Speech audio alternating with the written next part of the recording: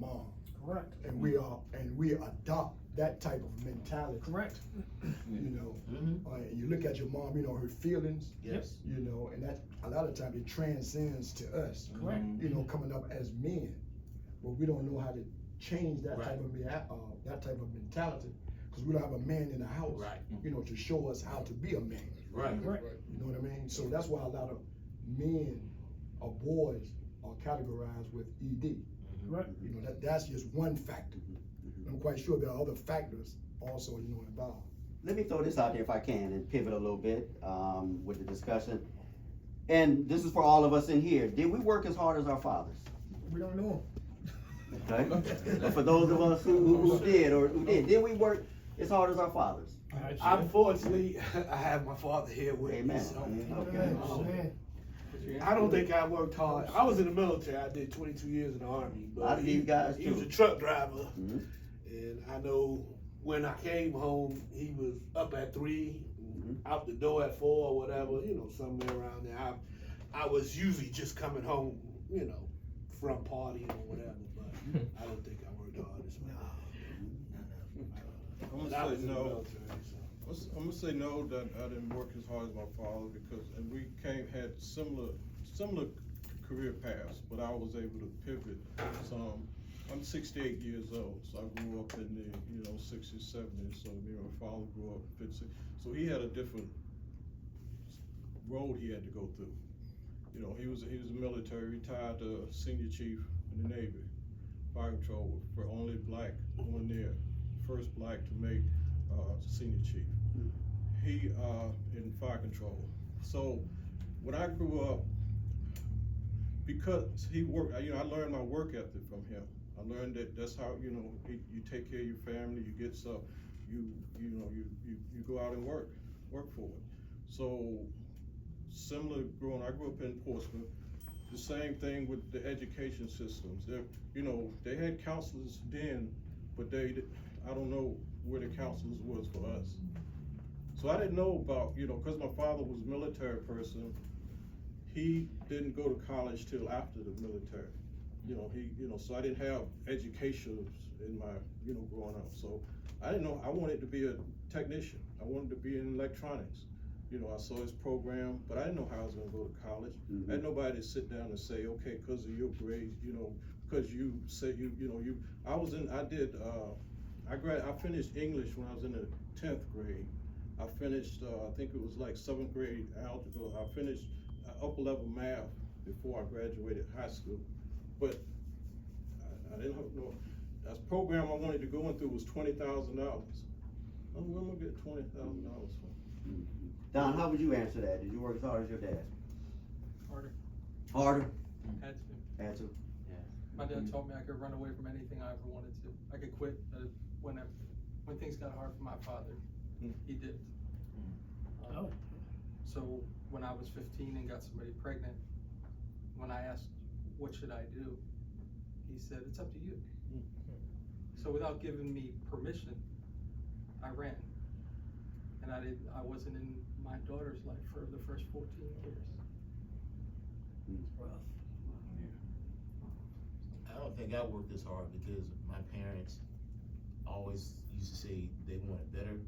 So it was always, don't do this, do this.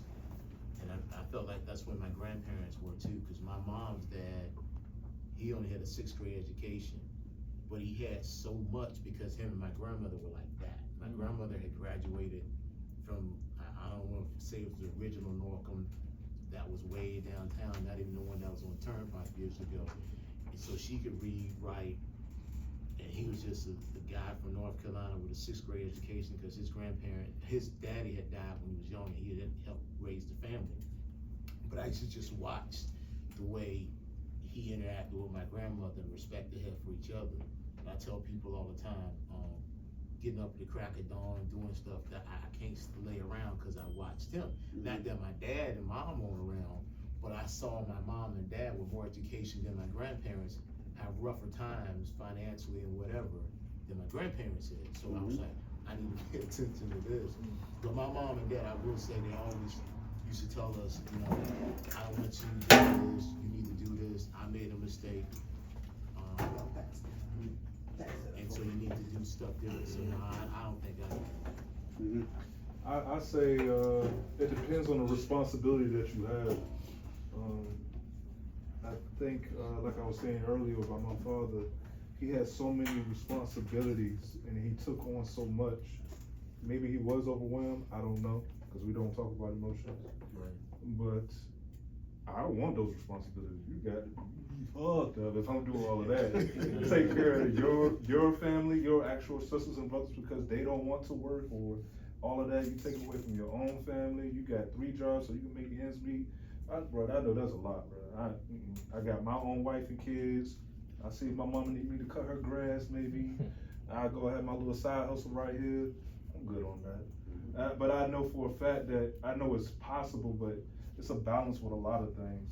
Either you want that responsibility, because as men, I'm just being overgeneralized, as men, we work well when it comes to tasks. We like the solution base.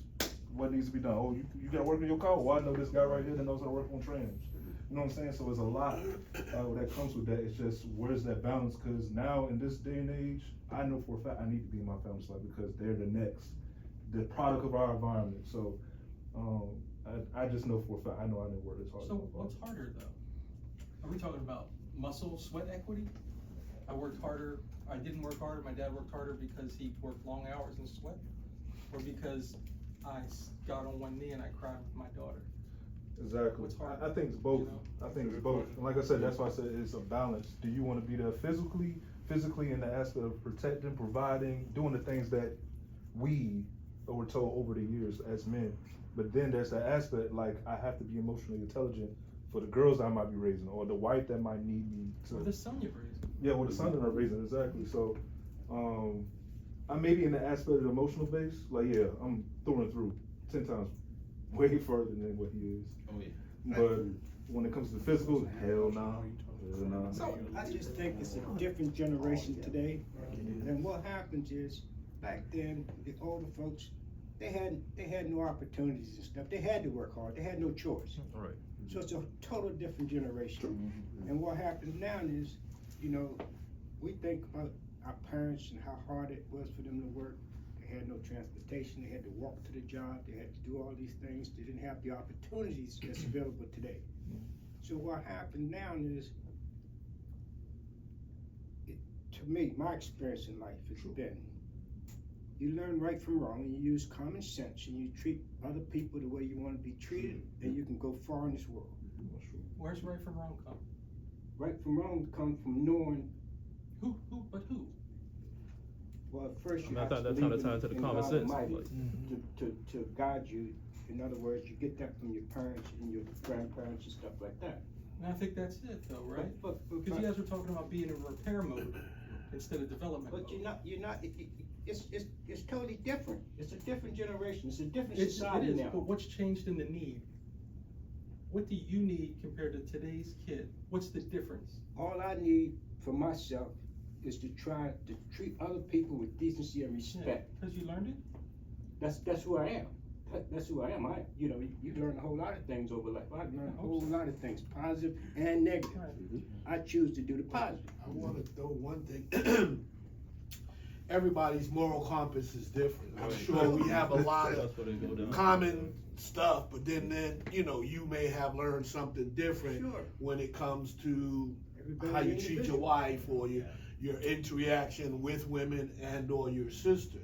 Now, if they're family, you may feel a certain way. If they're, you know, just some woman on the street, you may feel another way. I can't say everybody's different, but that moral compass is different because, I mean, you can have siblings raised in the same house, same time, We all different. and one of them out in left field and the other 2, 3, 4 is on the straight and narrow. So, I mean, they was raised by the same parents at the same time, but that don't mean they're gonna be, you know, on the straight and narrow or the better road than the one who. Guarantee. You Yeah, have a and guarantee you're with true, kids. that's so, I mean, it's you raising the whatever best you moral compass and what they hold inside that makes them want to succeed. Yeah, You you may raising have a it. sibling, he dropped out of high school, or she. But you know, like he said a few minutes ago, and I pondered and thought about it, it is true when you're raised by somebody who looks like you, meaning another man.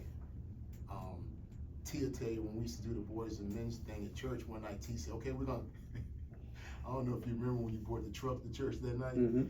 and put the hood up. Mhm. We took the boys out there and was like, okay, show us where the oil is. You talking about comical? Yeah, they didn't know. They didn't know. Basic stuff. They had